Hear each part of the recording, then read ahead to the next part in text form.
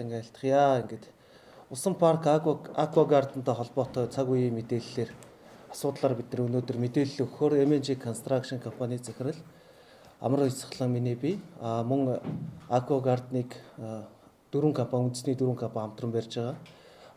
Могон компани захирал болоод одоо бутик компани захирал бас дээрээс нь их баган компани захирал инх болт ингээд бүгд хүрэлцэн гэрээ та бүхэн цаг үеийн асуудлаар мэдээлэл өгөх гэж байна.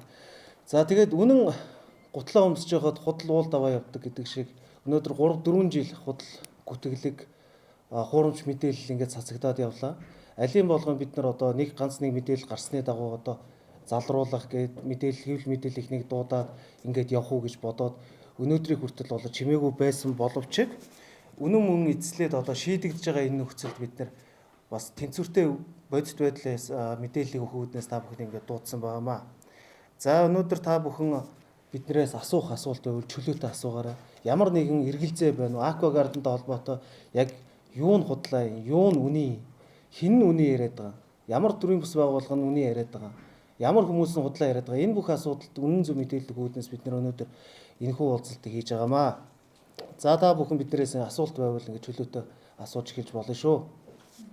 Од шийдэл төрөмс байгууллага од шийдэл төрөмс байгууллагын хэмжлэгтэй шүүхүүрийн шийдэл болов.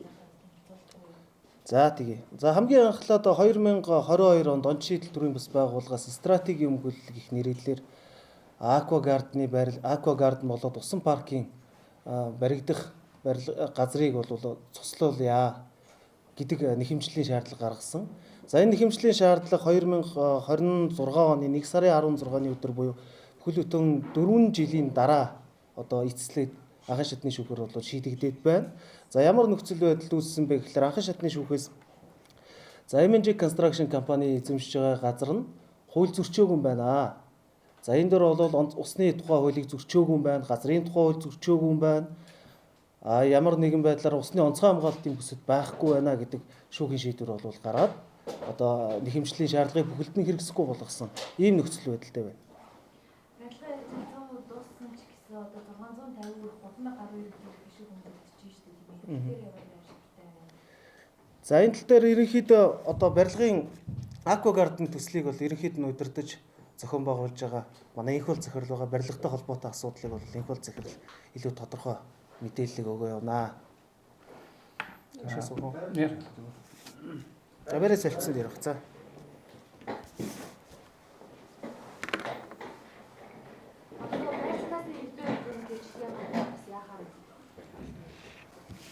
Өнөөдрийн байдлаар цэцгийн тухай ярих бол боломжгүй байна. Яагаад гэхээр манай хувь бол улсын комисс одоогоор хүлээж аваагүй байгаа. Тэгэхээр бид нар улсын комиссд өгөх хүсэлтээ бол өгсөн байгаа. Шүүхийн анхан шатны шийдвэр гэдэг утгаараа бол энэ эцэслэгч шийдвэрлэгдэг асуудал байгаа.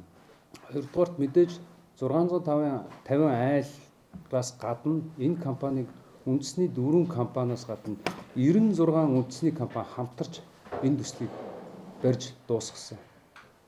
650-ын захиалагчид маань бас л ялгаа байхгүй зээл авч түрээсийн байраар амьдарч одоо хүртэл явж байгаа. Манай захиалагч нар бол харьцангуй хүлээцтэй хандж байгаа. Тэгээ мэдээж одоо компаниг тухайд бол барилгаа барьсан бид нар бол гэрээ заас үүргээ бол биелүүлсэн байгаа. Барилгыг 100% дууссан. Өнөөдрийн байдлаар бол манай барилга усгүйчсэндээ бид нар бүр бүтэн цэвэрлэгээ дуусгасан. Одоо ямар нэгэн ажил бол үлдээгүй байна. Одоо энэ усан парк болохоор яригдчихсэн. Яагаад бас одоо нийтийн хөгжлийн зөвлөлийн ороосоо суучихгүй гэдэг өөр асуулт байгаад байгаа шүү дээ. Энд дээр хариултахгүй бас нөгөө газар олболтын маргааны асуулт бол яригдчихсэн. Энд дээр өөр хэзээ ямар бичлэг нь гараад ингээд баталгааж явсан. За энэ дээр би хариулдаг. За энд дээр сууж байгаа хариулдаг чинь. Энд дээр би хариулж. Одоо ерөөсөө нийгэмд анханасаа нэг л мэдээлэл маш буруу явсан. Анх энэ мэдээг NTV гэдэг телевиз усан парк барих зорилтоор газар аваад орон сууц барьсан гэж худлаа мэдээлэл цацсан. Өчигдөр C1 телевиз яг энийг давтаж байгаа. Яг өчигдрийн C1 телевизийн оройн мэдээлэлээр усан парк барина гэж газар аваад орон сууц бариад ашиглалтанд орж байна. Ерөөсөө энэ бүх худлын эхлэл энд байгаа. Тэгэхээр одоо би та бүхэнд энэ дэлгэцэн дээр бид нар ерөөсөө юу ч нуухгүй. Бүх юм ил байгаа. Одоо энэ дэлгэцэн дээр хамгийн анхны газар олгосон шийдвэр энэ байна. Энийг одоо бид нар энд ирсэн бүх сэтгүүлчдийн тоогоор анхны батлагдсан зураг бөгөөд газрын гэрчлэгээ бүх баримтыг ингээд бэлтгэсэн байна. Мөн бүгдийн та бүхэнд файлаар өгч болно. За энэ байна. 2007 оны 7 дугаар сарын 4-ний өдөр нийслэлийн иргэдийн төлөөлөгчний хурал тэргүүлэгчний тогтоол гаргаад засгийн газрын 40 мянган айлын орон сууц хөтөлбөрийн хүрээнд 11.8 га газрыг орон сууцчуул гэж улс өөрөө сонгон шалгаруулалтаар олгосон газар юм аа. За одоо нөгөө анхны батлагдсан зургийг гаргаад ирнэ. За энэ байна. Бүтнээрээ энэ ингээд 2008 онд 9 онд баталсан зураг бүтнээрээ орон сууц багхгүй юу? Энийг бид нар 2016 онд 16 онд манай компани зүгээс өөрсдөө хүсэлт гаргаж усан парк болгохоор зориултыг өөрчлүүлсэн. За одоо 16 оны скизээ гаргачих. Ингээд тэгэхээр энэ газар усан парк барь гэж улсаас өгөөг. Ерөөсөө нийгэмд байгаа хамгийн гол буруу мэдээлэл энэ. Энэ компани усан парк барина гэж газар авчиад орон сууц барьсан. Яг өчигдөр энийг давтаал байж байгаа. Энийг бид нар өмнө нь 2 удаа хэвлэлийн хурал хийхдээ бид нар энийг үзүүлээ л байсан. Ерөөсөө хэн ч энийг сонсохгүй байгаа. Усан паркийн асуудал бол 2016 онд бид нар өөрсдөө төлөвлөлт гаргаад гадны хөрөнгө оруулалтаар барина. Энэ бол ойролцоогоор бараг 100 сая доллараар босох ийм төсөл. Усан парк, битүү дөрвөн улирлын спорт зохицолбор, худалдаа үйлчилгээ, entertainment. Бид нар гадаадын хөрөнгө оруулалтаар энийг барихаар ажиллаж исэн. 16 онд бид нар тэр самбар хадсныг л хараад буруу мэдээлэл явуулсан. За ингээд ковид гараад гадаадын хөрөнгө оруулалт маань боломжгүй болсон. Ингээд бид нар орон сууцны төслөө эхлүүлэх ийм л асуудал явж байгаа. Тэгэхээр одоо өнөөдөр бид нар хамгийн гол нь нийгэмд өгөх гээд байгаа мэдээлэл бол ерөөс анханасаа буруу мэдээллийг ямар ч их сурвалжгүй хэвлэл мэдээллийн байгууллагууд телевизэд мэдээлээд байгаа байхгүй. Тэгэхээр одоо энийг 21 оныхоо нөгөө юг гаргаж. За одоо 21 оныхыг гаргачих. Энэ сая таад бас буруу ойлгочих магадгүй утгаар хэлж байгаа шахав. Усан барилгыг хэлсэн гэдэг нь энэ MNC конструкцийн үйлчлэгээдээ орон сууцны зохицолбор гэдэг тусдаа дахиад усан парк зохицолбор гэдэг дахиад тусдаа бүх юмнууд ингээд тусдаа байгаа. Тэгэхээр энэ нийтээрээ усан паркта орон сууцтай төсөл нийт. Тэгээд 16 онд хэрэгжүүлж чадаагүй ковидоос болоод ингэдэг гэдэг нь сүүлд манай 20 он эхлэхдээ орон сууцаа эхлэе гэж байна. Тэгэхдээ давхар бид нар усан паркаар давхар эхэлсэн. Одоо тэр эхэлсэн баримтууд нь бүгдээрээ байгаа. Зурагтайгаа бид нар уул бетоноос эхлүүлээд аваад ажил эхэлж ирсэн. 2021 онд тухайн усан паркийг үргэлжлүүлэх зөвшөөрлийг сонгуулах хүсэлтийг удаа дараа өгсөн гэсэндээ тэрийг сонгож өгөөгүй. Бид нар хуулийн дагуу хуультай улс оронд байгаа болохоор хуулийн дагуу зөвшөөрөлтөй барилга барьж байгаа. Тэгэхээр усан паркын зөвшөөрлийг бол нэмж сонгож өгөөгүй. Тэгээд энэ асуудлаас болоод манай одоо Монгол улсын байтугай одоо гадаадын хүмүүс хүртэл хөрөнгө оруулахаа зайлсхийж эхэлсэн. Яагаад гэвэл энэ буруу мэдээлэл түгээгээд усан парк барих газар дээр орон сууц барьчлаа. Энэ бол авилга өгсөн ийм асуудал гээд бүх хүмүүсийг хөрөнгө оруулагчийг үргэж эхэлсэн. Тэгээд энэ усан паркийг үргэлжлүүлж барих хүсэлтээ удаа дараа өгсөн ч өнөөдрийг хүртэл бид нар чийдэж өгөөгүй яваа. Манай барилгын тухайд бол одоо төслийн тухайд бол бүх бичиг баримт хуулийн дагуу хүчин төгөлдөр байгаа. Энэ дээр барилга хотын байгуулалтын яамнаас манай барилга эхлүүлэх үргэлжлүүлэх зөвшөөрлийг төдөлзүүлсэн ч шүүхээр энэ асуудлыг хууль бус захиргааны акт гэдэг утгаараа төдөлзүүлсэн. Тэгэхээр манай бичиг баримт өнөөдрийн байдлаар бол ямар нэгэн байдлаар хуулийн хүчин төгөлдөр явж байгаа. Ийм л асуудал. Усан парк нь баригдаж байгаа, цаашдаа ч баригдана. 2020 онд буюу Aqua Garden баригдахаас өмнө 2020 онд буюу Aqua Garden 2022 онд эхэлсэн тийм 2020 онд эхлээд бид нар усан паркын барилгын ажлыг эхлүүлэхэд барилгын ажлын зөвшөөрөл авсан. 2015 оноос 2020 он хүртэл 5 жил бид нар усан парк барих гэж байна. Ажил эхлүүлэх зөвшөөрөл өгөөч гэдэг төрийн бүх байгууллагуудаар явсан. Ялангуяа хот байгуулалт нөгөө хотын стандартын газар 5 жил өгөөгүй. 5 жил өгөөгүйгийн эцэст 2020 оны 8 сард бол биднэрт ажил эхлүүлэх зөвшөөрөл өгөөд бид нар усан паркийнхаа барилгын ажлаа эхлүүлсэн байна. За эхлүүлээд явж ит 9 сард 2020-ны 9 сард Бат Баясгалан гэдэг одоо төр орлон гүйцэтгэж хийжсэн нөхөр биднэрт мэддэхгүйгээр манай эзэмшлийн газрыг цуслаа хийсэн. Сонсох ажиллагаа гэж байна. Хууль гэж дүрм журм байна. Эхлээд нөгөө компани ирэх шиг яаж гүндэгдэх вүлээ? Дуудаж уулзахгүйгээр нууцаар цуцалсан. Энийг бид нар хэвлэл мэдээллийн сайтаас бид нар олж хараад 2020 оны 9 сарын 30-нд барилгын ажил аль хэдийн явагдаад 3 давхар хувц солих өрөөний хэсэг нь одоо та бүхэн ч харагдаж байгаа баригдсан спорт юуных нь суурьуд нь хийгдсэн байхад ингээд цуцалдсан байхгүй. За ингээд цуцлаад бид нар шүүхтэлсэн. Шүүхтээд энэ компани усны тухай зөрчөөгүй юм байна. 2007 оноос хойш ингэж авч ирсэн юм байна. Гэдэг шүүхийн шийдвэр бол 21 онд эцэслэгдээд гарсан. За улмаар бид нар 2022 онд Aqua Garden-ы барилгын төслийн ажлыг ингээд эхлүүлсэн юм шүү.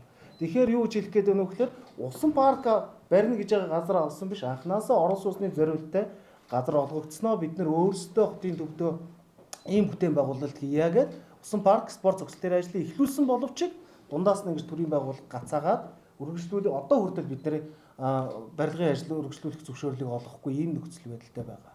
Тэгэхээр усан парк спорт комплекс ч баригдана, Aqua Garden ч гэсэн угдаа хэвийн ингэж уг нь баригдаад ингэ явсан юм шүү.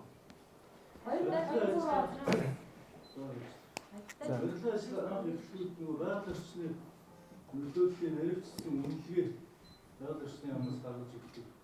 Энэ барилга бичгийг бүрдэх тустай байсан гэдэг асуудал ярьдаг. За. Тухайн төсөл хэрэгжиж байгаа хорооны иргэдийн нийтийн хурлаар хилцүүлэх ёстой. Энийг анхаарал дүүргийн иргэдийн төлөвчдийн хурлаар хэлэлцсэн. Гэсэн ийм хоёр асуудал ярьдаг л да. За байж байгаа. Саяны нөгөө тэргүүлэгч тогтоол гаргаж байгаа. Хэдүүлээ ингээд нэг цэгцтэй ингэ явчих идэх үү. Эхлээд биш үү? Нийгэмд явж байгаа нэг худал мэдээлүүд биш үү? За нэгдүгээр усан парк барих гэж хагаад орон сууц барьсан юм уу гэдэг асуудал. За энэ асуудлаа. Дараа нь авилгалын асуудал. Авилгалд ороод гэж гүтгээд шүү дээ. Гэх мэтлэн ингээд дистарат байв. Тэгэхээр эхлээд усан паркийнхаа асуудлаа яг мухарлаад идэх үү. Тэгчээ таны дараагийн асуудал. За тэгэхээр нийгэмд явж байгаа энэ мэдээлэл худлаа юм шүү гэдгийг та бүхэн одоо бидний өгсөн баримт худлаа ярихгүй шүү дээ. Би дангаараа худлаа ярьж магадгүй. Тэгвэл миний ярьж байгаа зүйлийг нотлох баримттай нь хараад та бүхэн нийтэд үнэн зөвөр нь мэдээлээд өгөөрэй. Тэгэхээр энэ усан паркын зориулалттай газар бишээ орон сууцны зориулалттай анх олгогдсон газар орон сууцны зориулалтаараа бид нар Aqua Garden явагдаж байгаа юм шүү. Усан парк бол баригддагаараа баригдах болно. Харин энэ ажлыг олон жил ингэж гацаалаа гэдэг асуудал. За тэгэхээр усан парктай холбоотойгоор нөр асуулт байна уу? Тэгээ яг ингэ сэдвээр ингэ явчихдаг хөө. За саяны та өөрөө асуулаа. Иргэдээр хилцүүлээгүй. Дүүрэг олгосон гэдэг одоо энэ та аль телевизэн хүлээ? За зөв эмээний хүн асууж байна. Энэ хүний жишээ нь нийтийн саналыг авалгүйгээр дүүргийн захирамжтай олгосон гэж. За та одоо өөрөө тэр ихний хуудсыг уншаад өчгөх үеинд байгаа хүмүүс. Таны асуултын хариу тэр байна. Баримтаараа. Би шүүхийн юмнаас гарсан. Харин тийм. Тэгэхээр харин гадуур байгаа бүх мэдээлэл худлаа. Тийм учраас л бид нар өнөөдөр бид нар бүх баримтыг юу ч нуухгүй. Тэгэхээр одоо энэ хараа засгийн газрын 40 мянган айлын орон сууц хөтөлбөрийн хүрээнд нийслэлийн иргэдийн төлөөлөгчд хуралдаад өөрсдөө энэ газрыг орон сууцчлуулгээд сонгон шалгаруулалт зарласан юм аа. Бид нар ч очиод энд орон сууц барийг гээгүй. Сонгон шалгаруулалтанд нь MNG компани шалгараад тухайн үед дуудлага худалдааны анхны үнэ төлөөд энэ газар дээр энэ төсөл дээр орсон. За одоо нөө дуудлага худалдааны анхны үн төлсөн баримтыг гаргаад харуулчих. 207 сая төгрөг тухай яаж. Тэгэхээр энэ газрыг улс өөрөө засгийн газрын тогтоолыг үндэслээд 40 мянган айлын орон сууц хөтөлбөрийн хүрээнд орон сууц барь гэж нийслэл өөрөө олгосон газар юм аа.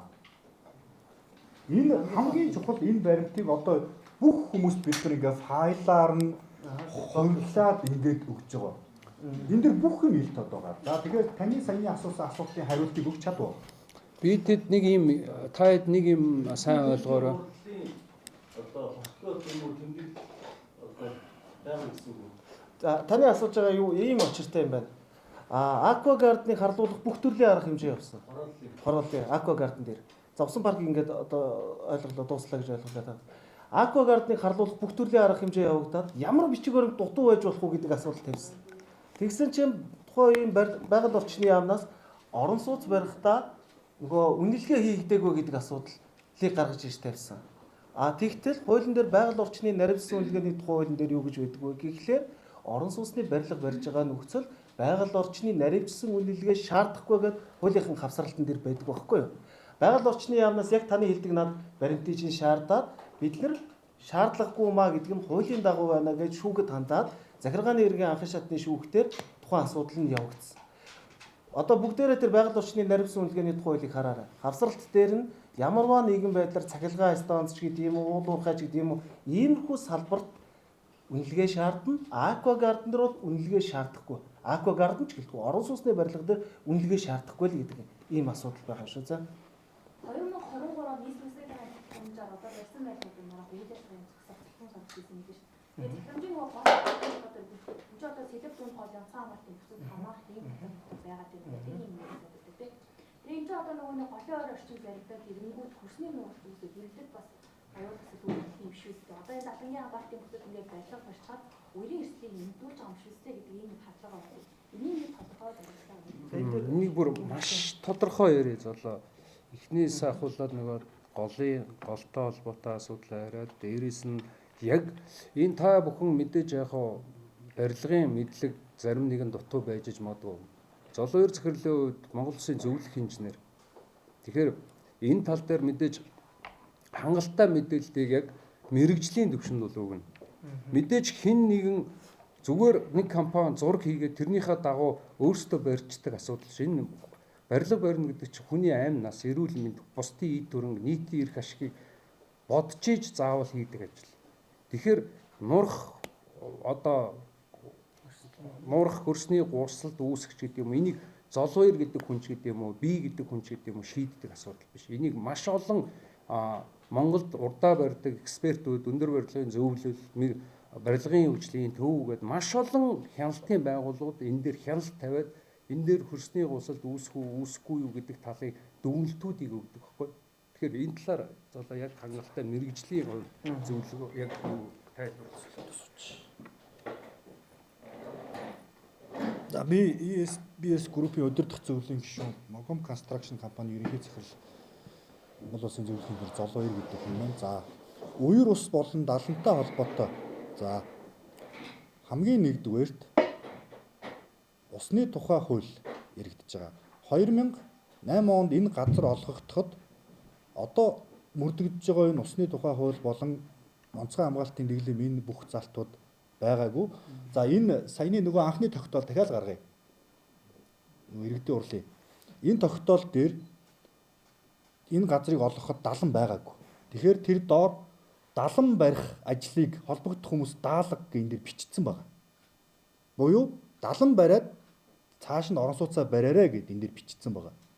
Авто замын сүлжээ, үерийн далан барих, инженерийн шугам сүлжээ холбох ажлын төслийг MNG Construction болон засаг дарагт ингээд даалгах суугаа гэд. За ингээд 2012 онд далан баригдсан.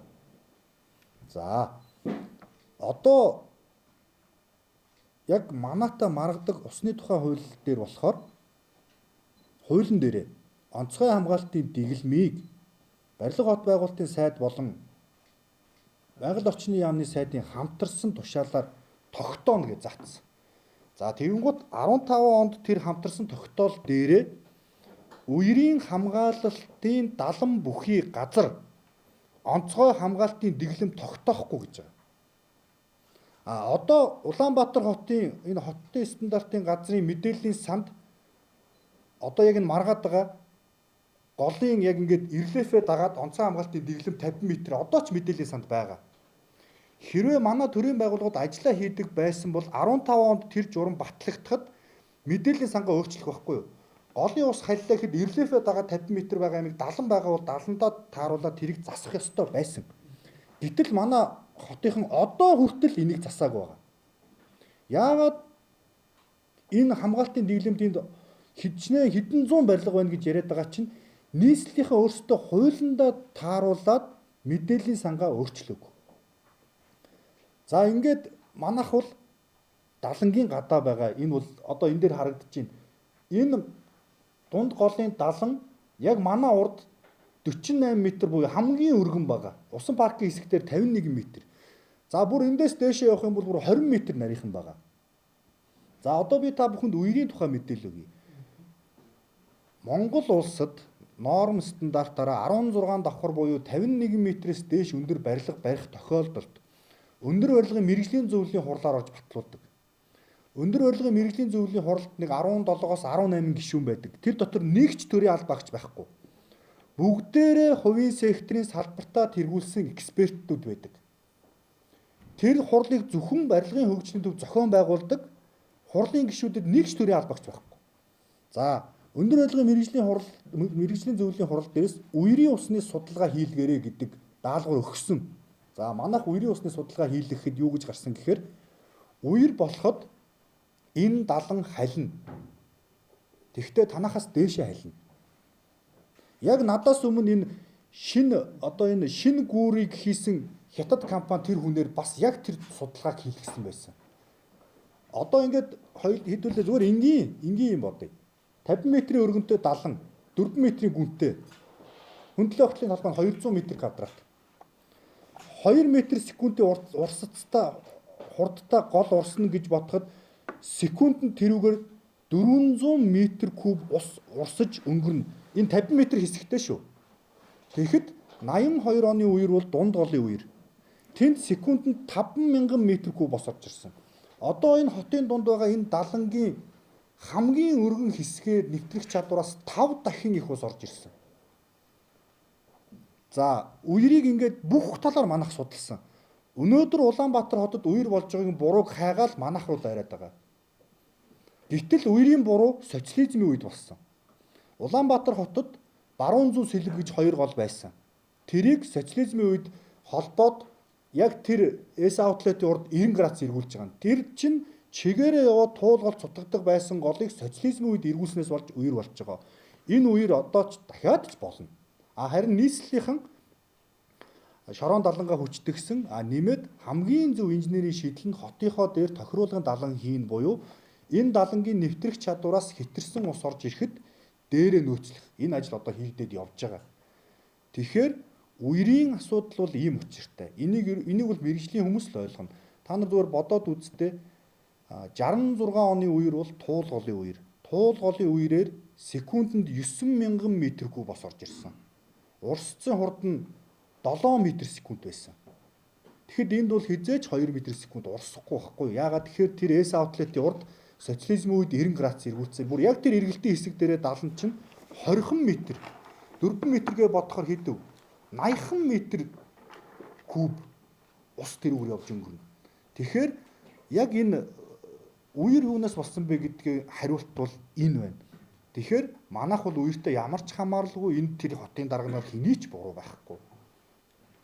Энэ дээр яг мэрэгжлийн төвшөнд бол одоо манай золоо захирал сая тайлбарлаа. Ингийн юугаар хэлэх юм бол сая шүүхтэр яг энэ асуудал яригдсан шүү дээ. Шүүх хурлын үеэр юу яригдсан бэ гэхээр за уучлаарай нааш зарсан.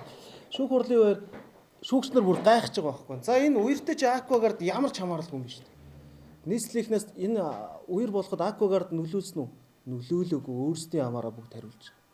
Үер хаана болсон гэсэн чи тийм мэдээж тэр дарийнхын үерийг андуурч сандуурч ярьдаг те Борхны аймнаас үерээс болж ирсэн тэр нь акватай холбоотой юм шиг. Нэгдүгээр сүүлд болдог дарийнхын үер бол байршлын хувьд газар зүйн байршлын хувьд манайтай хамааралгүй. За тэрнээс өмнө болсон үер яасан бэ гэхээр яг манай эзэмшлийн газрын урдуур хамгийн өргөн хэсэг урсж байгаа. Энэ дэр бол нэвтрэх чадвар туйлын сайн. Бусад буюу та бүхний мэдж байгаагаар эс аутлет дээр л бас хэтэрсэн. Энэ үер нь яваад хүүхдийн паркаар ороод үер болсон. Яг эд үерийн асуудал дээр бол аквагарднаас болж үер болсон, далан сэтэрсэн тийм асуудал бол гараагүй шүү. Энийг бол шүүхтэр нийслэлийн бүх удирдлагууд, нийслэлийн итгэмж зүйн төлөөлөгч хууч нар бүгдээрээ хийсэн. Тэгэхээр манайх бол үертэй ямар ч хамааралгүй байгаа. Тэгэхээр тэр үед одоо 2023 оны нийслэлийн удирдлагууд хийжсэн төрийн удирдлагууд анхаарал татуулж ирсэн. Тэгээд тэр үед ерөнхийдөө үйл ажиллагааны зогсоол шийдвэр гарсан байхад яагаад ингэж үйл ажиллагаа нэршээд байгаа юм бэ? За энэ дээр бол 2023 онд одоо нийслэлийн засаг даргын 1002 дугаар тушаалыг ярьж байгаа шиг байна те. Газрын зарим хэсгийг нь одоо цуцлая. Ер нь газрыг бүхэлдэн цуцлая гэж хинч хаанч яриаггүй шүү. Яг газрын зарим хэсгийг. Он чийлэлчдэр, нийслэлчдэр.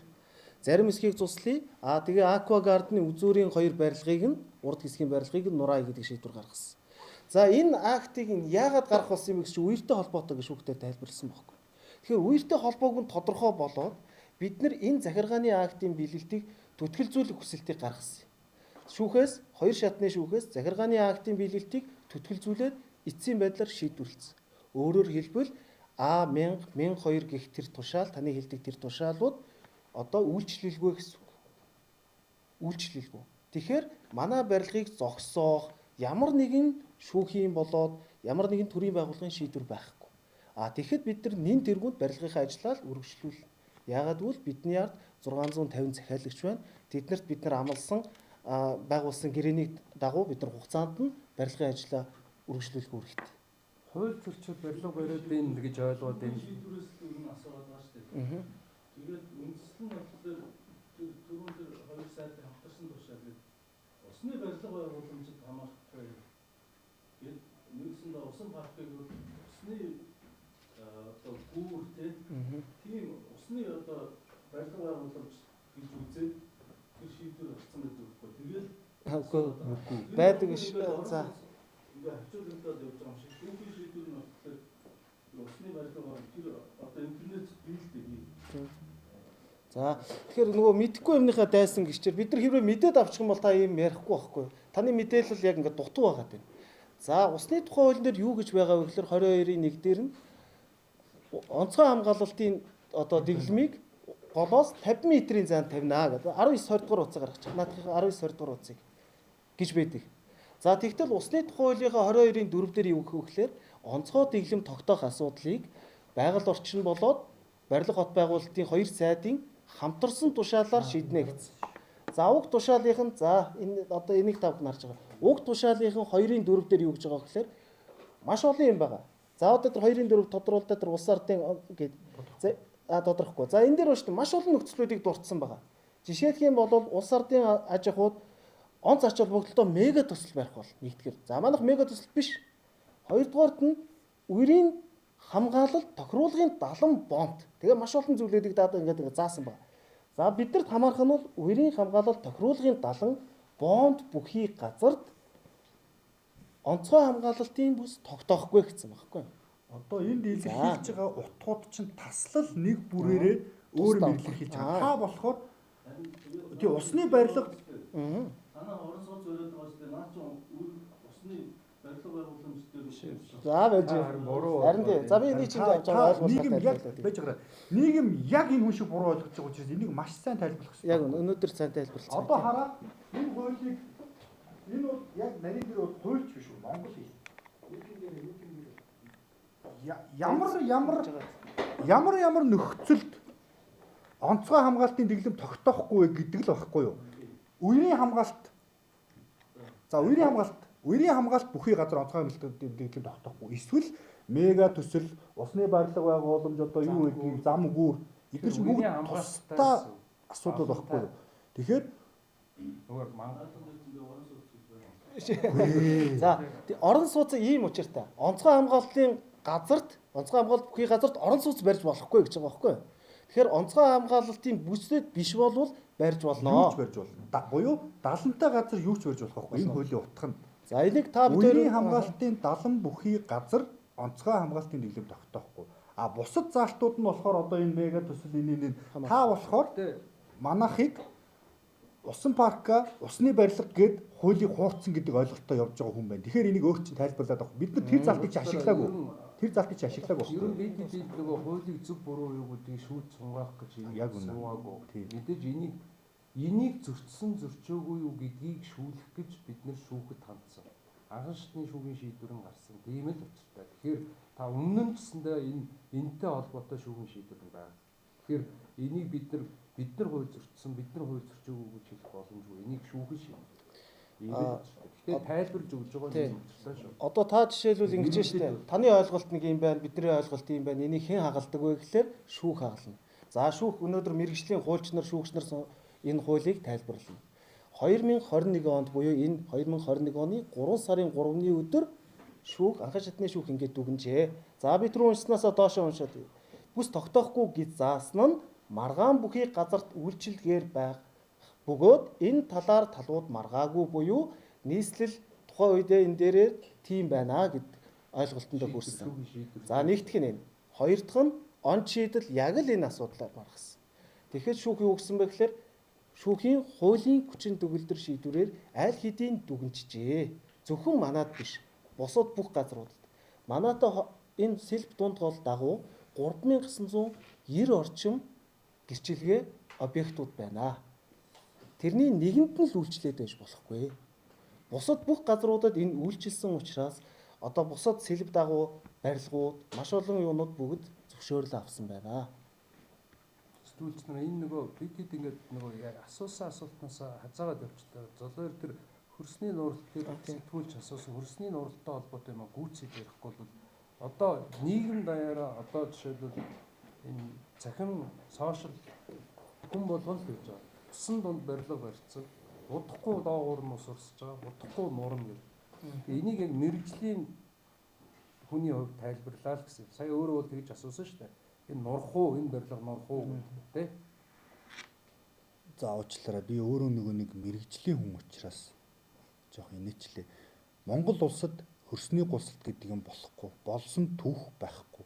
Хөрсний гусалт гэдэг юм бол шаварлаг, сул хөрстэй, газар доогуура ширүүн урсгалтай гол урсдаг хот дотроо одоо хотын газрын бүтцэн хивгийн ихтэй тийм газруудад тэр хөрсний гусалт гэдэг юм болоод тэр шаварлаг илсэн сул бүтцтэй хөрсөн газар доогуур урсж байгаа ширүүн урсгалдаа угаагдаж тэр барилга байшин гинт нурдаг юм. Монгол улсад за тэр тусмаа Улаанбаатар хот бол том хэмэгтэст буюу хайрга дайргын агууламж 30 хүртэл агууламжтай ийм хөрстэй. За Улаанбаатар хотын туулын хөндийг бол нэг ойролцоогоор 25 м-ээс 30 м-ээс эхлээд бол тэр чигээрээ илсэн чулуу буюу хадан хөрстэй. Монгол улсад би дахиад хэлье хөрсний гусалт хизээч болж байгаагүй. Тэгэхээр ямар ч мэрэгжлийн бус хүмүүс одоо тэр шилэн цогооч гэдэг юм уу зүгээр гадаад улсын бичлэг тавиал энэ барилга одоо яг ингэж нуурна гэд бүр мэддэг юм шиг ингэж барин тавин худлаа ярьдаг. Би дахиад хэлье. Монгол улсад баригдаж байгаа барилгууд тэр тусмаа өндөр барилгын мэрэгжлийн зөвлөлийн хурлаар ордог. Тухайн барилгын зураг төслийг яаж боловсруулах вэ гэдэг тусгайлсан даалгавар гаргаж өгдөг. Тэр даалгавраа үндэслээд барилга хот байгуулалтын яам объектт нь зориулаад тусгай зөвшөөрөл олгодог. За энэ Mogum Construction гэдэг компани зөвхөн энэ Aqua Garden гэдэг төсөлд нь хэрэгжүүлэх тусгай зөвшөөрлөө өгдөг. Барих гэж байгаа Бүүти гэдэг компанид зөвхөн энэ барилгыг барь гэдэг зөвшөөрөл олгодог байхгүй юу? Өндөр барилга дээр. Энэ бүх шаардлага номороо ноорон дүүмээ хангаад явж байгаа. Өндөр барилгын мэрэгжлийн зөвлөлийн хурал дээр хэн ч хөрсний гусалт яриаггүй. Яагаад гэхээр тэр Монгол улсад байдаг юм огт биш байхгүй юу? Монгол улсад одоо тэр халуун орны улсууд ихэвчлэн тохиолдсон юм да ингээд барилга байж байгаа гинт ингээ ундаг. Тэгсэн түүх байгаа юу? Байхгүй. Яагаад гэхээр эн чинь геотехникийн хөрсний бүтцэн Монгол бол тийм хөрстэй орн биш учраас хизээч Монгол энэ зүгээр би өөрийнхөө энэ Aqua Garden-ыг ярьж байгаа юм биш. Монгол улсад тийм барилгат нөлөөлөх хэмжээний хөрсний гусалт нэгдүгээр болохгүй, хоёрдугаарт Улаанбаатар хот маань өөрөө тэр чигээрээ маш сайн хөрстэй. За тэр ус урсаад байна гэж байгаа. Тэгэхээр би түрүү ярьсан социализмын үед зүүн сэлбийг яг тэр эс аутлетийн урд 90 градус эргүүлээд хоёр голыг нэг болгосон. Одоо Улаанбаатар хот маань ер нь нийтээрээ яг энэ туулын хөндийг бол 3-4 м тэр чигээрээ усан дээр байдаг. Бүх барилгын суурь усан дээр суудаг. Энэ газар маань өөрөө усаар хансан хөрстэй байхгүй. Тэгэхээр тэр ус хизээд л байж л байдаг. Улирлын шид чанартай борооны усаар хур борооны усаар тэжээгдээд 1 м-ээс дээш доош ингээ хэлбэлзэл байж идэг юусоо. Тэгэхээр манай барилга бусад бүх барилгатай яг адилхан. Гэхдээ бид нар өндөр барилгын мэрэгжлийн зөвлөлийн хурал дээр үерийн ус болон голын хажууд нь хөрсний усаар анхаараарай гэсэн тэрийг анхаарсан манай барилга одоо тэр 23 оны үер болдог жил чинь бол ер нь ойролцоогоор нэг 50 жилд нэг удаа тохиох хур бороо ихтэй жил байсан. Тэр жил хөрсний ус ойролцоогоор 50 жилд нэг удаа тохиох хэмжээний ихтэй шилсэн. Одоо энэ хавийн энэ хажуудлын хаанс үйл рүү ихт гараашаас нь ус гараад ирж байгаа чижээтэй. Тэгэхэд манай Aqua Garden-ы гарааш ус ороогүй. Ягаад тэгэхээр бид нар өндөр барилгын мэрэгжлийн зөвлөлийн хурлын зөвлөмжөө дагаад хөрсний уснасаа дээшээ суураа өргөөд хамгаалттай хийсэн байхгүй юу? Усан паркийн ажил бичнээ явуулт дээр явж байгаа. За одоогоор бол бид нар ойролцоогоор нэг 10 орчим тэрбум төгрөгийн ажил хийгдсэн байгаа. D блок билүү C блок билүү нөгөө Google-ийн зургийг гаргачих. Хувц солих хэсгийн нэг блокийн каркас угсралтын ажил 4 давхар барилга бүрэн хийгдсэн. Спорт комплексийн суур болон зойрын шалны ажил хийгдсэн байгаа. Энэ төслийг бид нар анханасаа гадаадын хөрөнгө оруулалтаар хийнэ гэж санаачилсан. Энийг бид нар нэг компани хийж үнэхээр хүчрэхгүй. Бид нар одоо ч гадаадын хөрөнгө оруулагчтай уулзж байгаа. Тэгэнгუთ яг л ингээд танд энэ төсөл маань өөрөө ийм байдалтай болохоор бидний хинч дэвчихгүй байгаа. Гэхдээ бид нар энийг зорьснороо барьдгаараа барина. Гэхдээ бид нар одоо юугмэр юм бтэ бид нар ингээ нийгмийн сайн сайхны төлөө дөрвөн улирлын ийм усан парк барина гэж зорж явахад энийг зүгээр бид нар дэмж гэж хэлж байгаа юм биш. Эсэргүүцэхгүй л байх хэрэгтэй. Бид нар энийг хийн. Гэтэл одоо барилга хот байгуулалтын яам манай усан паркын тусгай шүлгийг сунгаж өгөхгүй одоо хэдэн жил болж байна. Хүсэлт өгснөөс хойш одоо ингээд 2 3 жил ямар ч одоо зөвшөөрлөхгүй. Шалтгаан шүүхийн маргаантай л гэдэг. Гэхдээ яг нарийн хуулийн харин одоо тэгээд би нэг тайлбар өгье дөө. За энд яаж байгаа. За энэ сууж байгаа. компанитай холбоотой нэг За.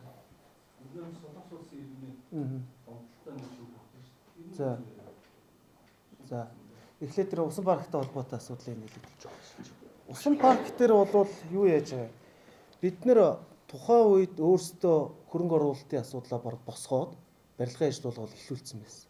Бүгд найрамдах хятад ард улсын хайсан гэдэг одоо усан паркын тоглоомороо бол ерөнхийдөө дэлхийд номер 1 юм компани байна. Guangzhou гэдэг.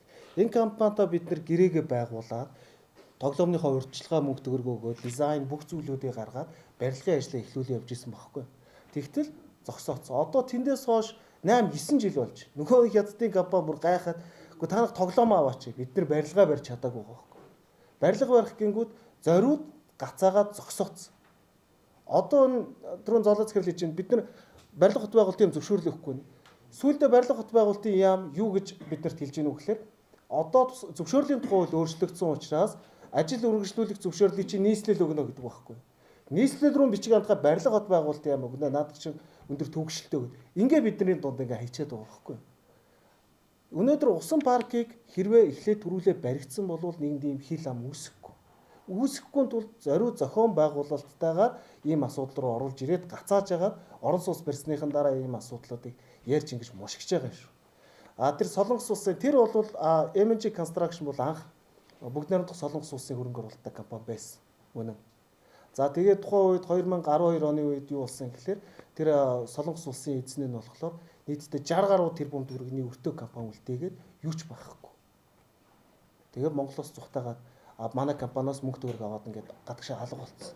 Тэгэхээр энэ асуудал дээр нь шүүхээр эзлэн шийдвэрлэгдээд бид нар бол одоо эхлээд манай талд гарсан одоо ч гэсэн шүүхтэр ингээд явж байгаа. Бид нар Монгол улсыг хохироогоо зүхтагаад явсан хүний өмнөөс бид нар 60 гаруй тэрбум төгрөгийн асуудлуудыг шийдэж өөрсдөө ингэж авсан юм учиртай юм шүү. Энэ юу яах вэ? Өөрчлөлөө.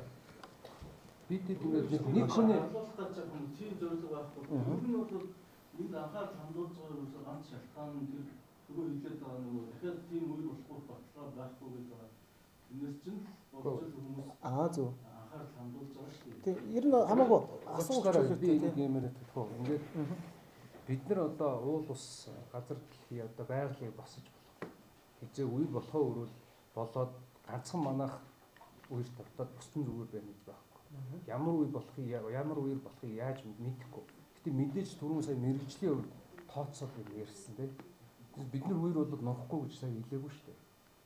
Улаанбаатар даяар нураад явах нурахгүй үертэй нурах хамаагүй. Улаанбаатар даяар үер тавтаад усанд автахыг үгүйсэхгүй. Тэрийг ярьж байгаа хгүй. Тэгэхээр бид нар байгаль дэлхийг ямар нэгэн байдлаар басч юу яаж байгаа асуудал биш.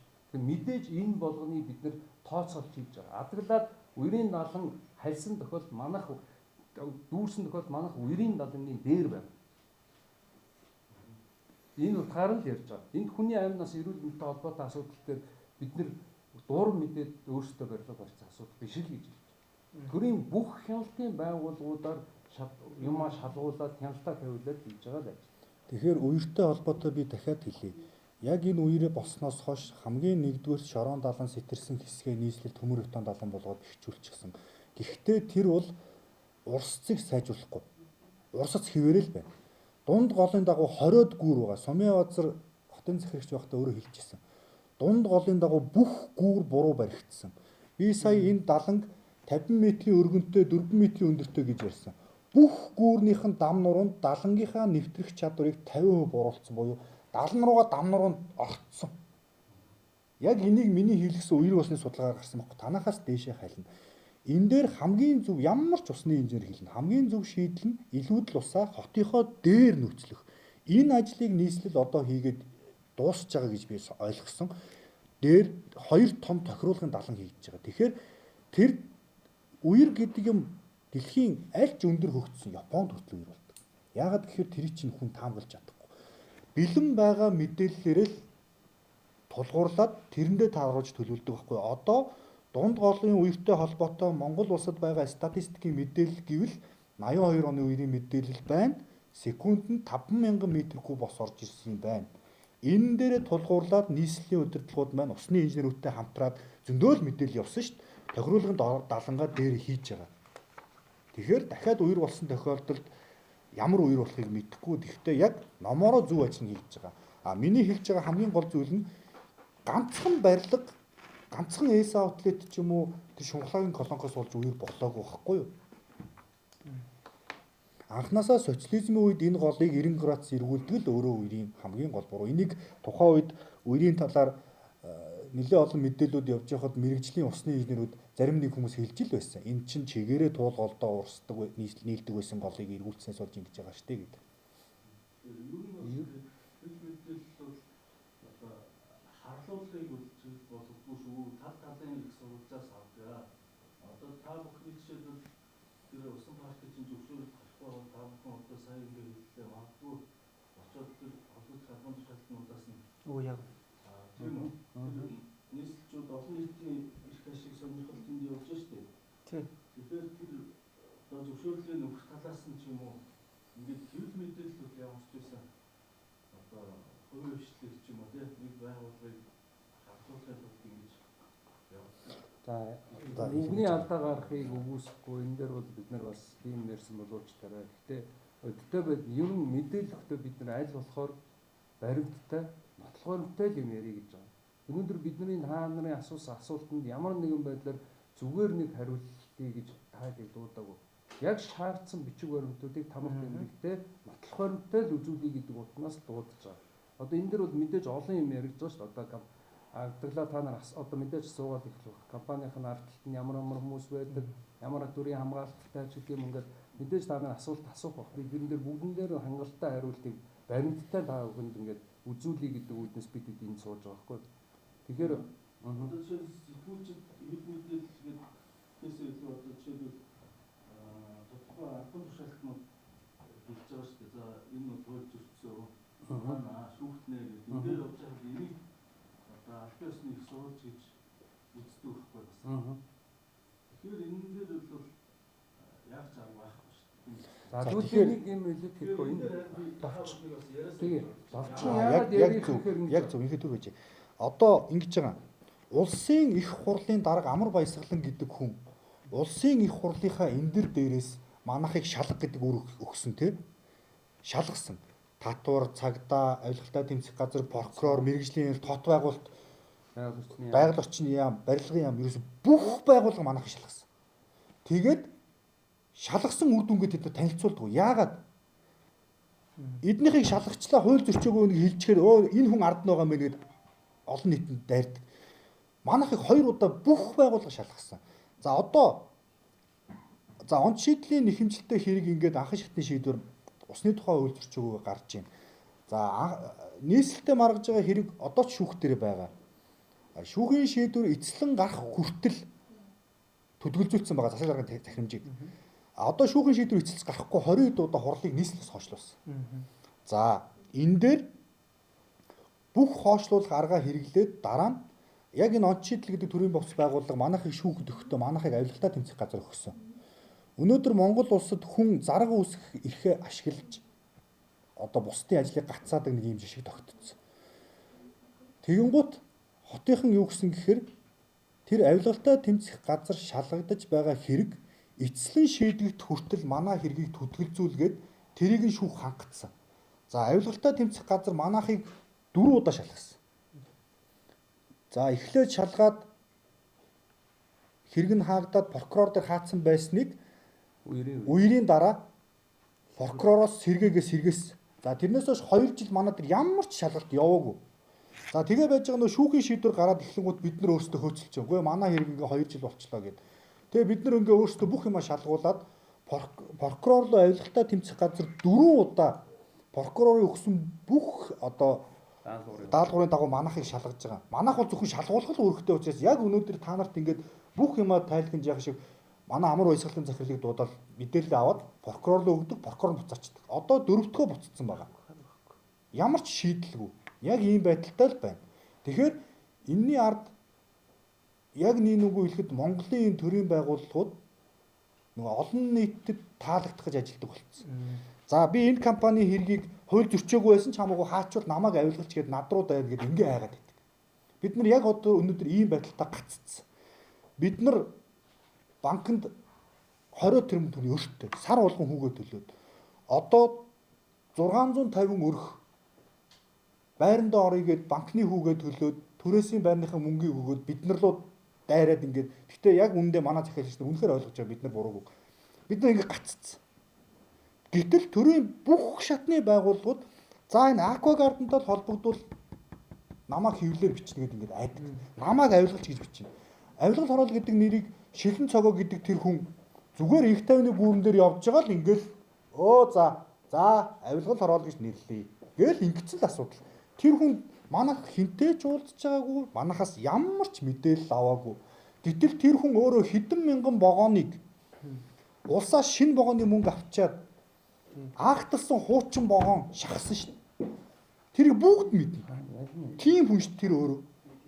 Тэгэхээр яг түрүүн худал уулд авцсан байхад үнэн готлоо юм шиг бид нар буруугүй хэлгээд ингээд бид нар ямар ч хууль зөрчөөг номороо л бид нар ажиллаа хийгээл байж байгаа. Гэтэл ингээд дайраад идэг. Ийм л байдалтай байна. Тэгэхээр өөрөө чи хэлж байгаа үнэхээр баяртай байна. Бид нар сэтгүүлчид ингээд нийгэм зөв мэдээлэл өгөх үднээс та нар зөв мэдээлэл өгөөч гэд өөрөө чи яг тэгж хэлж байгаад үнэхээр баярлж байна. Энэ бүх хугацаанд аквагарден гэдэг төсөлтөй холбоотой яг органикаараа шударгаараа яг манахаас ирээд мэдээлэл аваад мэдээгээрээ цацсан ганцхан сууг байгаа шүү дээ. Игэл. Бусд нь бүгд худлаа. Одоо өчигдрийн синийг телевизийг л хараа. Өчигдөр оройны орой мэдээллээр усан парк барина гэж газар аваад орон сууц бариад дуусч байна. Нөгөө л худал мэдээлэл. Тэгэхээр одоо өнөөдөр яг энийг би бүр зорж та бүхэнд ингээ бүх энэ ирсэн сэтгүүлчдэд хавар хуйлдсан. Баримт энэ байна. Энэ чи улс өөрөө орон сууц барь 40 мянган айлын орон сууц хөтөлбөрийн хүрээнд улс нь өөрөө сонгон шалгаруулалт зарлаад хийх компани байна уу гэд ийм төслийг хамгийн гол сегмент нь ерөөсөө энэ л байна. За дараагийн асуултанд нь хариулъя гэх үү. Нэг юм айгүй их ярьж байдаг. Тэгээд энэ та хэдий би уг нь айгүй олон асуулт асуух болов уу гэж бодод. Яг өөрөөсөө эхлээд та нарыг асуу гэж бодоод ярихгүй өнгөрөөд юм л да. Тэгээд энэ дээр бол одоо захим орчин болон энэ төрийн албан байгууллага нийтийн дунд маш олон асуудал яригдж байгаа байхгүй одоо компани саяны ярьсан компанийн ардталт нь маш том улс төрийн хамгаалалт байдаг тэгдэг ингэдэг авилгын мөнгөөр барьсан ч гэдэг юм уу тэгэл дээрэс нь одоо зөвшөөрлүүдэд авилгал өгж авсан ч гэдэг юм уу тэгээд санхүүгийн одоо үүсвэр нь ямар учиртай ямар мөнгө вэ ч гэдэг юм уу гэдэг энэ талаар бол би ингээд бүр тодорхой мэдээлэл асуулт та хэдэд өгмөр байна. Асуухгүйгүүл би та нарт тайлбарлаад нэг нэгээр нь эхлүүлээд.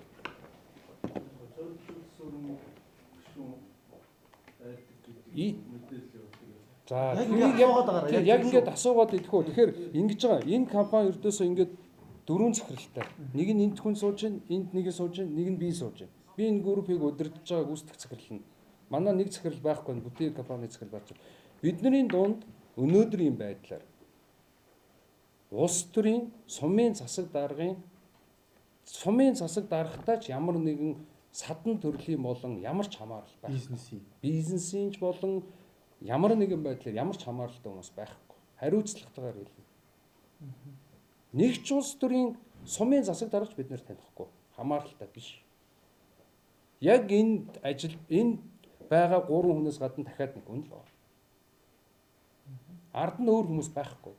Тэр цоожил сүрмөнтэй ямар ч холбоо хэрвээ би нэг батлаад хэлээ. Хэрвээ цоожил сүрмөнтэй холбоотой бид нар өнөөдрийн байдлаар 2 жилийн хугацаанд өмнө нь хууль ёсны дагуу авсан цахилгааны техникийн нөхцлөө сунгуулахад 2 жил тэр насан тогтох гэдэг хүний араас хөөцөлдөж гүйж байгаа. Тэр бас баримтаар байгаа. 17-гийн удаа бид нар техник авсан хууль ёсны дагуу авсан техникийн нөхцлөө сунгуулж өгөөч гэж хүсэлт өгсөн. 2 жил араас нь гүгэд өнөөдрийг хүртэл сунгаж өгөөгүй. Гэтэл сая сошиалор би бол гэхдээ тэрийг зүгээр сошиал мэдээлэл 2 хоногийн дотор зөвшөөрөл гардаг л гэж сонслоо. Бид нар ямар нэгэн хүнд авилгын тухай юм яригдаг болохоор одоо 2 жил хойшсон болов уу сүүлдээ бодож байна. Бид нар хууль ёсны дагуу 2 жил хандсан. Өнөөдрийг хүртэл сунгаж өгөөгүй. Ийм л байдалтай. Хэрвээ чойжсонтой холбоотой байсан бол тэр хүн эрчим хүчний сайд манай тог та яг бодиттой. Манайх 3 км-ийн цаанаас манайх тог авч байгаа. Хэрвээ бид нар таньдаг бол хажуунаас авах гэж. 7 байгууллагатай зөвшөлдсөж тэр зургийг батлуулж байгаа. 7 байгууллага батлахаас өмнө тэр зургийг батлахад тэр олон газруудаар дайрж байгаа. МСС, орчлон сургууль гэдэг маш олон газруудаар бүгдэнтэй зөвшөлдсөж тараасаа тохирч байгаа. Тэгэхээр ямар нэгэн байдлаар энэ дээр та нар зүгээр логикоор бодоод үз. Тэр хүнтэй холбоотой байсан бол бид нар тэндээс аваад одоо хүртэл техникийн нөхцлөө сунгуулж чадахгүй ингэ явж чадахгүй шүү. Өнөөдөр бүр аргаа зөвхрөнгөө бараал явж байгаа шүү. Яг л бодит байдлыг 17 удаа өгсөн хүсэлт нь нотлохоонтой байгаа. Одоо гаргаад энд Цаасаар ингэ тавьсан байна. цаасаар энд ингэ тавьсан байгаа. Өхөр юу гэдэг вэ гэхээр хил амтай. Тэгэл болоо өөр байхгүй. Тэр тог энэ тэр хүмүүсийн тог биш шүү дээ. Бид нар хууль ёсны дагуу мөнгө төлөөд хууль ёсны дагуу зөвшөөрлөгөө дагуул авах гэж байгаа шүү. Усаа авъя гэхээр бас өсөө нөхгүй. Хил амтай. Бүтэн барилгыг бид нар барихад зөөрийн усаар бүтэн 16 24 давхар 4 болоод барилгыг бид нар зөөрийн усаар барьсан. Дахиад хууль бид нар хууль зөрчсөн бол тэр барилга хоёр барилгын урдлынх нь барилгыг тогийн тасалдсан шүү. Бид нар генератор тавьж барьсан. Удлаа биш. Тэгэхэд нэг талаас ингээд төрийн байгууллагууд нь эднийтэй холбогдвол биднийг авилгалч гэж цоллно гэдэг ингээд биднийг шахаад байдаг. Нөгөө талаас нь хэвлэл мэдээлэл ард нийт нь ингээд худалч хулгайч нар ард нь төрийн томчууд байгаа гэдэг ингээд балбаад байдаг. Бид нар яг өнөөдөр бол үнэхээр зөвхөрөнгөө барчихсан. Энэ бидний хувьдаараа өнөөдөр ингээд хэлсэн одоо бидний гүтгсэн хүмүүстэй хэрүүл хийгээд явах үнээр заа байгаагүй. Бид нар яагаад гэхээр энэ хугацаанд маш олон хугацаагаар бид нар хугацаа алдсан. Энэ хугацааг нөхөхийн тулд энэ орон сууцыг барьж дуусгах үүргийнхаа өрөөнд ажиллаа л хийсэн. Тэгээ өнөөдөр яагаад ажиллаа хийгээд дуусаад бид нар улсын гомдол хүлээлгэж өгөө гэж дахгүй байгаа талаараа бодиттой мэдээлэл гэж. Энд ердөөсөө сошиалд яригдж байгаа юм. Одоо энэ дахиад нэг юм хэлэхэд санхүүгийн үүсвэр нь тодорхой. Би дахиад баримтыг бэлтгэсэн байна. Энд ердөөсөө 96 компани хөрөнгө оруулалт. Нөгөө манайхтай хамтарч ажилласан компани. Бид дөрвийн өөрсдийн хөрөнгө оруулалт. 650 захиалагчдын урьдчилгаа төлбөр. Дээрээс нь банкнаас авсан зээл ба. Эдгээр бүгд баримттай байна. Энэ банкнаас тэдэн төгрөг авсан. Энэ хүмүүсээс тэдэн төгрөг орж ирсэн. Туслан гүйцэтгэх компаниудын хөрөнгө нь энэ бүгд нийлжиж энэ төсөл боссон. Өөр юм байхгүй. Бид нар өнөөдрийн хувьд 16 орчим тэрбум төгрөгийг банкны зээлийн хүүд төлөөд явж байна. Өнөөдрийн байдлаар 1.7 тэрбум төгрөгийн зээлийн өрөнд орцсон одоо төлж чадаагүй явж байгаа. Захиалагч нар 600 айл бүгдээр манайхтай адилхан зээл аваад байрныхаа урьдчилгаа захиалгыг өгсөн. Үлдэгдэл төлбөр өгч байгаа үлдэгдэл төлбөрөө түрээсийн байранд жил гарan төлөөд мөнгөгүй сууж байгаа. Яг л ийм бодит байдал. Та тэр хүмүүсээс асуусан ч болно. Бодит байдал нь юм. Энэ нэг өөрсдийгөө өмөрөх гэж ярьж байгаа асуудал биш үү? Бодиттой яг үнэн нотлох баримттай юм байна. Хинч орсон одоо банкнаас гаргасан бүх мэдээллүүд энэ баримттай байгаа. Тэгээд та бүхний ажлууд өрхнөлтөнд шалтгаалаад байна.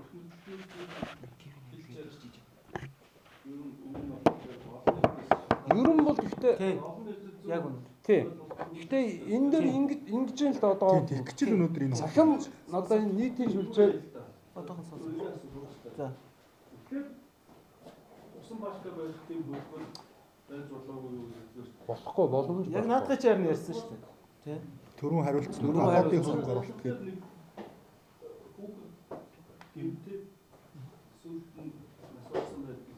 За иймэрхүү тэгээд одоо бас ингээд зогсоолоо гэж нэг хүн мэдээлэл хийдэг. Барилгын ажил нь ингээд явуулчих тэр хүмүүс нэгэн зураг аваад сошиалтай гэдэг. За ингээд энэ буруу ойлголт гэдэг чинь явж байгаа ш. Тийм учраас саяны энэ асуудлууд дээр тайлбар мэдээ боломжтой. За зогсоолоо гэдэг нь нөгөө түрүүн хариулсан шүү дээ. Нөгөө манай газрыг цуцлах болон буулгах шийдвэр нь төдөлцсөн байгаа. Буюу засаг даргын тэр шийдвэрийг шүүхээс төдөлзүүлэхээр манай эрх зүй акт яг одоогийн байдлаар бол хуулийн дагуу хүчин төгөлдөр. Тийм учраас аль нэг төрлийн байгууллага манайхыг хүчээр зогсоож чадахгүй байгаа байхгүй юу? Яг хуулийн дагуу бодтой л тийм. Тэрийг нь хүмүүс эсэргээрээ энийг хуулийн дагуу явж байгаа юмыг олон нийт нь эднийхийг яаж чадахгүй, эднийхийг л буулгаач гэд ингээл дайраад балбаад байгаа ийм л асуудал явна. Энэ бас нэг ийм юм байгаа. Төрийн албаагч гэж одоо төрийн байгууллагыг буруутгахын аргагүй. Би энийг яагаад бүр онцолж хэлэх гээд байгаа гэхээр бид нар одоо хүн иргэн хүн иргэний үлгээд ч гэдэг юм уу ямарваа нэг юм үйл ажиллагаа явуулахад хуулийн дагуу болцлыг хангасан шаардлагатай материалыг бүрдүүлсэн байвал өгдөг. Тэрнтэй адилхан манай компани 69 зөвшөөрлийг авахдаа шаардлагатай бүх болцлуудыг хангаж хуулийн дагуу болсон болохоор тухайн төрлийн байгууллагууд зөвшөөрлүүдийг өгж байгаа. Тийм болохоор энийг авилгаар авсан асуудал байхгүй шүү дээ. Хүн 20 ширхэг юм бүрдүүлэх ёстой гэхэд бид нар 20 ширхэг юмыг бүрдүүлсэн ийм норм стандартыг хангацсан байна гэвэл тэрийг хангацсан байхаар төр өгөхөөс өөр аргагүй. Ийм л асуудал. Ер нь тэгээд юу байхгүй өнөөдөр нэг цугсных асуух асуулт байвал маш тодорхой асуугаад яг энэ зөв цэгийн сэтгүүлч шиг танахыг ингэж штэ цаажс өрөө юм уу хийн шууд ингээ асуугаад явчмаар байна. Яагаад гэвэл та нар бол яг үнэнд одоо худалдагдаагүй зөв сэтгүүл зөв гэж би харж байна. Яагаад гэвэл хоёр талын байр суурийг авахын төлөө биднийг сонсох гэдэг бодитойгоор ирж байна. Тэгэхээр биднээс мэдээлэл авахгүйгээр сонсохгүйгээр одоо тэр бүдрагчаач гэдэг юм уу худлаа мэдээлэл цацаад бид нар одоо хэлсэн шүү дээ. Дуудсан шүү дээ ирээч.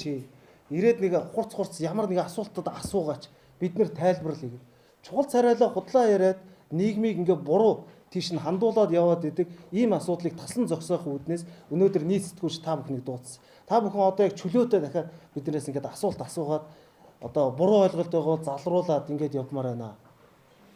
Би тэгээд энд дээр дахиад нэг юм хэлмээр байна. Ялангуяа за энэ ТV-ийн ирсэн баг шиг байна. Хамгийн анх үндэслэлгүйгээр усан парк барина гэж газар авчаад орон сууц барьж гин гэж мэдээлэл цацсан ТV-гийнхаа бид нар баримт нь ил байна. Одоо өнөөдөр бүх телевизэд тарааж байна. Энийгээ ядаж залруулаач. Яагаад ингэж баримтгүй зүгээр л тэр хашааны гадаагаа плакатыг харчаал эдгээр усан парк барина гэж газар авчаад орон сууц барьж байна. Энэ бүх тэндээс эхэлсэн. Тэгэхээр энийгээ ядаж залруулаач гэж хүсэж байна.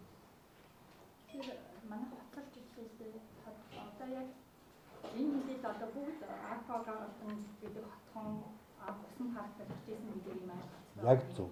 Тэгэхээр энэ ойлголт анх юунаас ирсэн? Танах би одоо саяны бизнес компани яриаг сонсох хороолтод барилгаач барих, орон сууцны барилгаач барих, усан паркаач барих юм зорилготой байсан. Зөвшөөрөл авсан юм байна. Үгүй усан парк гэж байгаагүй. Анх 2007 онд нийслэлийн иргэдийн төлөөлөгчдийн хурал 40 мянган айлын орон сууц хөтөлбөрийн хүрээнд энэ газар 11.8 мянган газар орон сууц барь гэж нийслэлийн иргэдийн хурлын тэргүүлэгчийн тогтоол гараад сонгон шалгаруулалтаар олгосон. Тэрний тодорхой хэсгийг бид нар өөрсдөө 16 онд усан парк болгоё гэж хүсэл тавьж өөрчлөлтсөн. Тэгээд 21 онд тэрний гол нотлох баримт чинь 21 онд усан парк орон сууц хөтөлбөрөөр батлагдсан. Танаа одоо энэ барилга барьж байгаа газар сэлбийн одоо тэр усан хамгаалалтын төсөл олохгүй байгаа гэж ойлгохгүй. Орохгүй гэдэг нь 3 удаа шүүхийн шийдвэр гарсан. 14 онд, 18 онд, тэгээд сая. Тэрийг түрүү энд нөгөө тайлбарлсан. Үерийн хамгаалтын 70 бүхий газар онцгой хамгаалтын дэглэм тогтоохгүй энд сая нөгөө хуулийн залтыг харуулад 3 удаа шүү. Яг нэг асуудлаа. Тэгэхээр та хэд одоо ингэ анх энэ асуудлын дэлгэгдээд Яг энэ хурлыг 3 дахь хийж. Гол нь хүмүүс сонсохгүй байгаа. Ингээл гараал нөгөөд бол чи худлаа ярьж ийн гээл одоо мэдгүй яагаад тэгдгийг яг үнэндээ бид нар өөрсдөө л ийм нийгмийг бүтээсэн байна. Тэгэхээр яг өнөөдөр ингээд энд бүх баримт ил байна. Бүгдийн та бүхэн үзэж болно, файлаар авч болно. Энэ угаас олон нийтэд нээлттэй. Манайхыг төрийн бүх байгууллага шалгасан. Одоо би бүр их хурлын дарга учрал гэдэг хүнд хэлмээр байна. Их хурлын дарга Амар Баясгалан гэдэг хүний эндэр дээрээс хэлсэн үгний дагуу төрийн бүх байгууллага манайхыг бүх юм шалгачаад тайлангаа тавиагүй. Яагаад? Хэрвээ эднийх хууль 40 өнгийн хэлчихвэл ард нь энэ байгаа юм байна гэдэг дайрна. Тэгэхээр тийм биш ээ. Бид одоо мэдний ард хинч байхгүй учраас ингээд одоо яг дампуурлын ирмэг дээр ирсэн байна бид нар. Захиалагч нарынхаа мөнгөөр бид нар барилга барьцсан. Одоо ингээд хий банкны хүүд төлөөл манай цахилгааны техникийн нөхцөлийг сунгаж өгөхгүй одоо 18 удаа буцаасан 2 жилийн дотор. Яг одоо хэдхэн хоногийн өмнө сошиалоор явж байгаа насан тогтох гэдэг хүн МСС-ийн техникийн нөхцөлийг өдөрт нь олгосон гэж явж ш. Тэр хүн манайхыг 18 удаа буцаасан 2 жил. Одоо болтол сунгаж өгөөг байгаа. Ямар ч үйлдэлгүй. Бид нар яг ийм байдалтай л байна. Яг ямар шийдвэр гарч байгаа. Тэгээд энэ тэр хурлын хугацаанд хийх та бүхэн одоо яг нөлөө урд хийсэн зорилго нь Бидний ердөөсөө зорилго шүүхийн шийдвэртэй холбоотой асуудал биш. Одоо жишээлбэл энэ төрийн байгууллага цаашид ингээд буруу мэдээлэл явуулж байгааг залруулах гэдэг үднээс л болж байгаа. Одоо магадгүй шүүхээ худалдаад авчлаа гэдэг Монгол Улсын ерөнхий сайд нь хүртэл ярьсан та нэгдэж байгаа оюутан сайд нь өмнө. Тэгэл тэр эрх мэдэл бүхий тэр өндөр албан тушаалтан буруу мэдээлэл дутуугаас болоод ямар ч нотлохоогүй ямар ч баримтгүй зүйлийг ингээл яриад хэлсэн. Өнөөдрийн зүгээр шүүх хурлын зүгээр процессын хувьд ярихад манайх шүүх хурл одоо бараг 30-40 удаа хоошлох хооронд 10 хэдэн удаа шүүгчнэр нь шүүхийн зарчмынхаа дагуу өөрчлөгдөөл явждаг. Хин гэж шүүхт хизээ шүүхийг бид нар мэдэх боломжгүй. Өмнө нь хэлээл зарлаад тэгээ байж л шүүгч солигдлоо. Шин шүүгч нь хэрэгтэйгээ танилцсан гэж хоошлцдаг. Тэгэл болох гол байж нэг хүсэл тавиал байж л дахиад шин шүүгч томилогдлоо. Нөгөө шүүгч нь хэрэгэн дахиад шилжээл ингээл явдаг. Тэгэд томилогдсон шүүгч болгонтой бид нар одоо уулзаад ингээ явна гэж зүгээр логик гэвэл хэлж тийм байхгүй. Яаж ч бодсон. Тэгэл одоо соочлоор ч юм захин морчод шүүхийн шийдвэр ингэсэн байна, ийм гарцсан байна гэж ярьж. Бодиттой мэдээллийн дагуу шүүх хараа тусаар шийдвэрээ гаргаж. Бид нар хинж хөндлөнгөөс нөлөөлөх боломж авахгүй. Ийм л учиртай. Одоо энэ байцаалт бүрэн дуусаад улсын комисс хүлээсэн авах өгцөн бэлэн байна. Хүлээгээд сууж. Хүсэлтээ өгсөн байгаа одоогоор хариу нь ирээгүй. энэ хуулийн хугацаатай байна. Ер нь ямар нэгэн төрийн байгууллага өргөл гомдол өгснөөс хойш 30 хоногийн дотор шийдвэрлэх байлтай. танах хэмжээ өгсөн байна. Манайх өнгөрсөн 7 хоногт өгсөн байна. За тэр шүүхтэр нөгөө өнөөдөр бас та бүхнийг цуглуулж байгаа нэг том шалтгаан юу юм гэхээр шүүхийн асуудал тэр он чийдлийн асуудал юу шийдсэн гэхээр одоо яг л таны эргэлзээд байгаачлан таны бас асуудагчлан усны хууль зөрчсөн юм уугүй онцгой хамгаалалт байгаа мүү юу гэдэг асуудлыг л яг хаглаа шийдсэн байхгүй.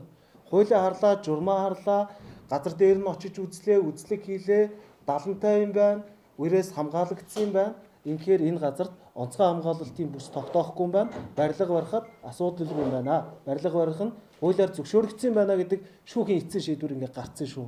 Тэгэхээр өнөөдөр бид нар хоёр зүйл дээр маш тодорхой ойлголттой боллоо гэж би үзэж байна. Нэгдүгээр зориултын хувьд бид нар усан парк гэж аваагүй. Хоёрдугаар шүүхийн асуудал. За тэгээд энэ мэтлэнгээр бид нар яг бодит мэдээллүүдийг та бүхнээр дамжуулаад нийгэмд хүргье л гэж хүсэж байна.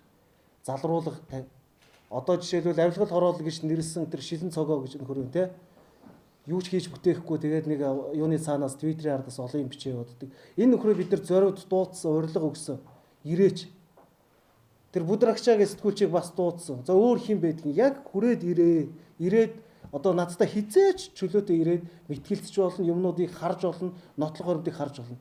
Ингээд нийгэмд бид нарыг нэг хулгаач, хуурамч амьтад шиг худлаа мэдээлэл тараачаад өөрсдөө битгий алга болооч. Ирээд яг энэ хариуцлага хүлээ та нар зөв яриад бидний буруу байх юм бол та нарын өмнө харж байгаад бид нар худлаа ярьсан юм байна гэдэг. Тэгэхээр өнөөдөр яг энэ үнэн бодит мэдээллийг та бүхэн яг хүргэж өгөөч гэдэг л зорилго байна. Хамгийн бас нэг чухал зүйл нь өнөөдөр захиалагч нар барилга бэлэн болцсон. Барилгадаа орж чадахгүй ингээ хүлээгээ сууж байна. Маш олон захиалагч нар энэ чинь ядарсан, задарсан маш олон хүмүүс байна шүү дээ. Ядарсан энэ хүмүүс яаж ийм вэ гэхээр өнөөдөр байраа зардсан түрээсийн байранд байгаа хичнээн хүмүүс байгаа. Энэ хүмүүс өнөө маргаашгүй барилгатай орыг хүлээж. Тэгэхээр бид нар энэ хүмүүсийн эрх ашиг бидний хувьд номер 1 байгаа учраас өнөөдөр тэр улсын комиссд одоо жишээлбэл хүлээж авах асуудлыг одоо нөгөө нэг төрийн байгууллагууд нь айгаад одоо хийхгүй шүү дээ. Авилгал одоо жишээлбэл зураад өгчих юм бол авилгал ороод үйлчлээгээд сэтгүүлчнэрээ эсвэл СВ дундгийн юм уу гэдэг асуудлуудаас болоод. Тэгэхээр бид нар хуулийн дагуу бүх зүйл нь бэлэн байхад бүх бичиг баримтаа бүрдүүлээд өгөхөд одоо улсын комиссаа ажиллаач. Энэ байгаа олон иргэдийг одоо орон сууцд нь оруулж өгөөч гэдэг асуудлыг л бас бид нар энэ югаар дамжуулж бас уламжлахыг хүсэж байна.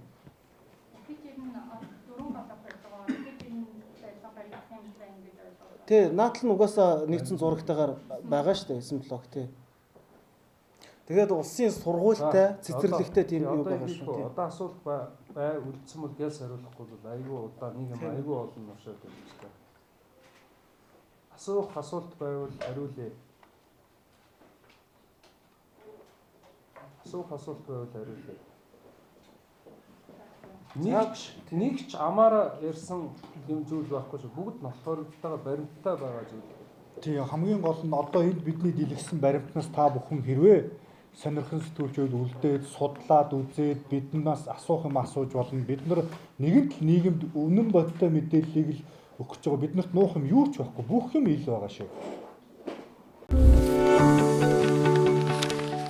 100 түүчэлэх 100 мэдээ сонин цаасан хэвлэл болон цахим хэлбэрээр уншигч танд хүрч байна.